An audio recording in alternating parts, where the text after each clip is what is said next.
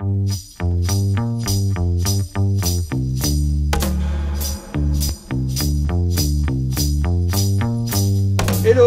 Alors là, on va vous parler de films de gangsters. Alors ce qui est drôle, c'est de voir à quel point la transgression des lois, la transgression des règles sociales peut susciter des chefs-d'œuvre au cinéma, quoi. Alors pour commencer, on va parler d'un film assez récent, mais vraiment, moi, c'est un des meilleurs films que j'ai vu ces derniers mois. Et je peux dire que c'est un chef-d'œuvre avec un maître, Ridley Scott, qui nous avait fait Alien. Et là, il s'attaque au film de gangster et coup d'essai, coup de maître. Hein. Il avait fait Gladiator aussi, il s'était attaqué au péplum, il avait fait un chef-d'œuvre aussi. On peut dire que Denzel Washington est un des meilleurs acteurs américains aujourd'hui. Il a un charisme énorme et puis il se retrouve en face de lui avec Russell Crowe, qui est aussi un des grands acteurs, des meilleurs acteurs américains aussi. Qu'est-ce qu'on peut dire sur ce film? Excellent film, très bonne histoire. C'est pas juste une histoire vraie. Une histoire vraie, ouais. Un très bon film. Encore là, les deux acteurs ont été extraordinaires. Vraiment, leur duo, ils font le film. C'est un excellent film. Réalisateur, encore là, extraordinaire. Puis le scénario aussi. Ouais. Le scénario, vraiment, il commence de tout bas, ça remonte. Vers la fin, le flic et le méchant, on ne devrait pas le dire, mais il y a une relation qui se crée entre les deux flics qui est vraiment très très intéressante. Vraiment, il y a une construction des personnages, une mise en scène, une bande musicale aussi. Ouais, très bonne. Une bande musicale de folie, quoi. Vraiment, très bonne. un chef-d'œuvre. Il n'y a pas d'autre mot, c'est un chef-d'œuvre. C'est un maître aussi, Ridley Scott. Hein, donc, on va continuer avec les grands maîtres du cinéma, avec Francis Ford Coppola. Alors là, s'il y a un grand film dans le XXe siècle, s'il y a 3 grands films dans le XXe siècle, 3 grands films qui suivent, c'est vraiment The Godfather, c'est vraiment le parrain. Moi, je dirais que celui que je préfère des 3, c'est quand même le 2. Parce que il se passe énormément de choses dans le 2. On voit Robert De Niro, on voit l'enfance de Vito Corleone, on voit aussi ce qui s'est passé à Cuba. À Cuba, la mafia... La mafia maintenait vraiment avant qu'il y ait la révolution cubaine, il s'était passé, c'était la mafia qui détenait Cuba. Enfin, il y a énormément de choses qui sont racontées enfin, je crois que c'est une saga sur l'histoire de la mafia à travers le XXe siècle, enfin à travers la deuxième partie du XXe siècle. Et c'est vraiment un très très très très grand film, quoi. Enfin, 3 très très très grands films. Excellent film, excellent film. C'est l'un des mouches que, comme j'ai souvent dit, surtout le premier Godfather, si j'avais un top 10 des meilleurs films que j'ai vus, il serait dedans facilement. Ça explique l'histoire aussi de la mafia, comment ça marche la mafia, comment ça marche aussi pour la mafia italienne spécifiquement, vu que c'est famille. Puis pour le film tel quel, c'est les acteurs. Marlon Brando était juste extraordinaire.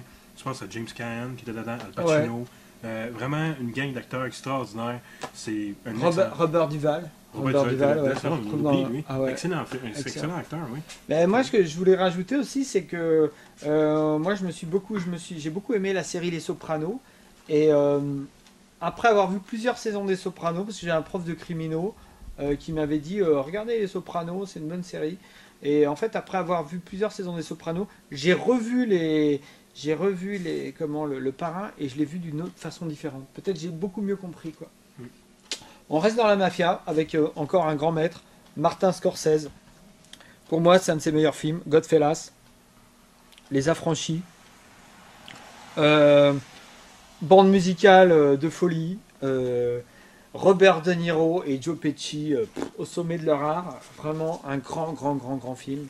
Et puis on retrouve, je parlais des Sopranos juste avant, on retrouve des acteurs qui jouent dans la série Les Sopranos.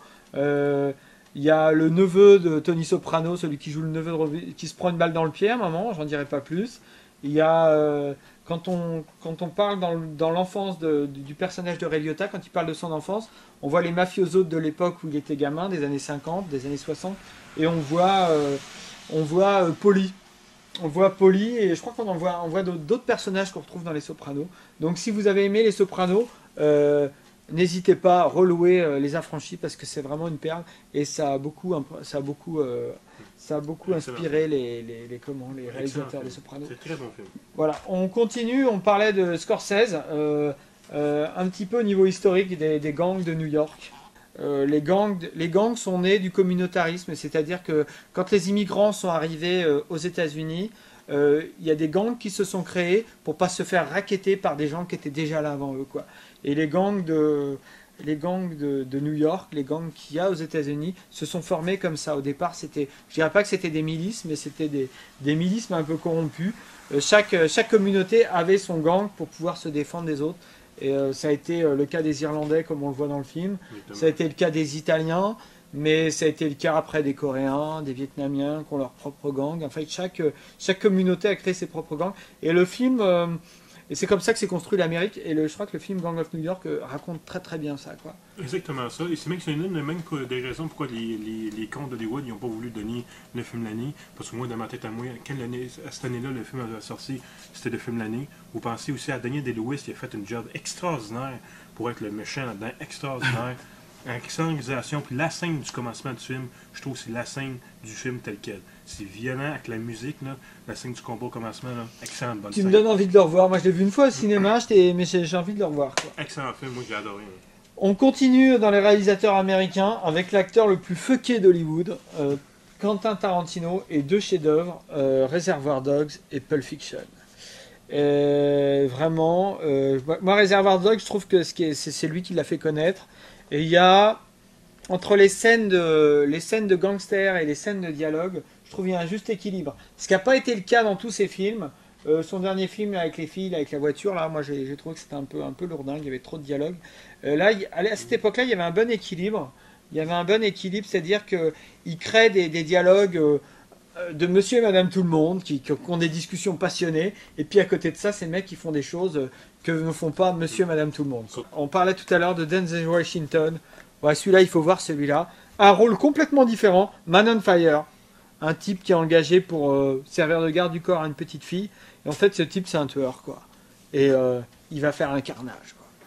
Et le film est vraiment très très prenant. Et Denzel Washington, avec son charisme habituel, il est vraiment extrêmement touchant. Moi, vraiment, j'adore ce film. Excellent film. C'est basé sur une histoire vraie. C'est une histoire vraie, ouais. Ouais, c'est basé sur une histoire vraie. Puis la petite Dakota Fanning a fait toute une job, la petite. Ouais. Puis, non, ça comptait aussi Christopher Walken aussi, qui paraît dans ce film-là, qui était très très bon. Ouais. Ouais. Mickey Rourke qui joue l'avocat. Oui, Mickey Rourke, oui, c'est vrai. Non, vous avez une très bonne distribution. Vous avez une très bon casting dans ce film-là. Alors moi, je vous conseille de louer ce film-là. C'est très bon. Une belle fin aussi. Oui. Là, elle est très bonne. Ouais. C'est touchant, c'est dramatique.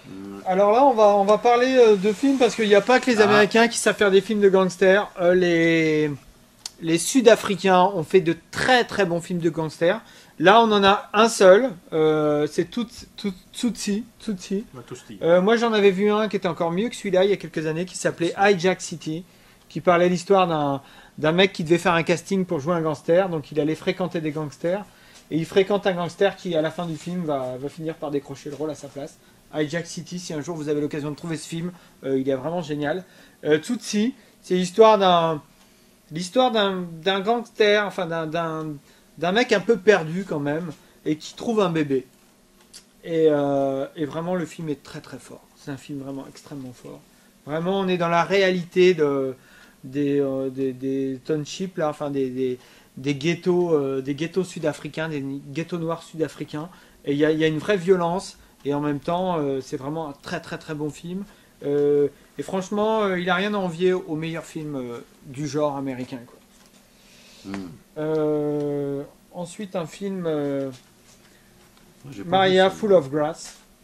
Tu l'as pas vu celui-là? Non. C'est l'histoire d'une Colombienne qui va servir de mule, qui va transporter de la drogue. Là, on voit le petit truc qui va transporter de la drogue dans son estomac. Et puis, c'est vraiment très très violent. Un très très beau film avec une vraie réalité sur la, enfin un vrai bon scénario sur la réalité de la violence de la drogue en Colombie, quoi. Ouais, excellent film, puis très bon casting. Puis ça fait changement de voir des films indépendants que voir des gros films hollywoodiens. Alors moi j'avoue c'était un très très bon film. J'ai resté très surpris moi. Ouais, c'est vraiment un très bon film. L'actrice est extraordinaire. Ouais, l'actrice elle est vraiment géniale. Elle est vraiment géniale et. Elle a gagné un prix, je pense. Ouais, il y a Sundance et puis Berlin, c'est marqué dessus. Ouais. Voilà. D'ailleurs, est-ce que les gens méritent toujours les prix? Moi, je sais pas, je vois des prix, des fois, je prends la cassette et je me fais chier grave, quoi. Non, moi aussi, donc, mais des fois, c'est mérité, quoi. Des fois, c'est mérité, quoi. Ouais. Bon, bah merci pour les films de gangsters.